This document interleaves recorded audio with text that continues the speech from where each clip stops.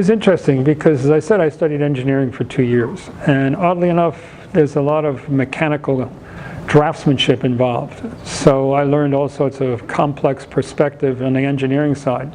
And then when I went into the art department, it was sort of a Beaux-Arts education, sort of an old-fashioned education where they really made you draw.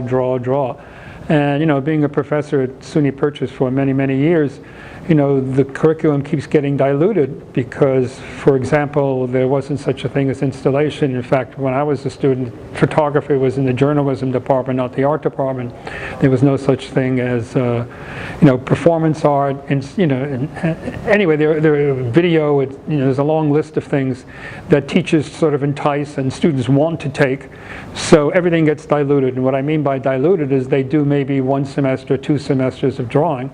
I did 4 years of it, and that made a huge difference in my sort of, I don't know, skills in a certain way. Now, of course, those kinds of things can get in the way as well.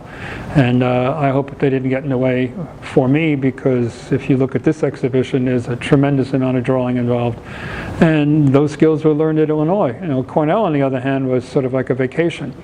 I mean, being in Midwest was sort of like, I don't know, the Bible Belt or whatever you want to call it, very conservative. And going to Cornell was like arriving at Sodom and Gomorrah.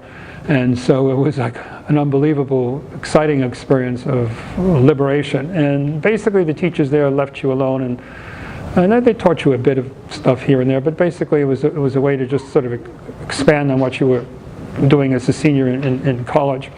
But you had a tremendous number of guest critics, some very good, memorable, like Nathan Oliveira, others like Frank Stella, who came into my studio since my work was figurative at that time, and he had a gap tooth, and he had a little cigarillo sticking out of it, and just sort of sat down there and didn't say anything.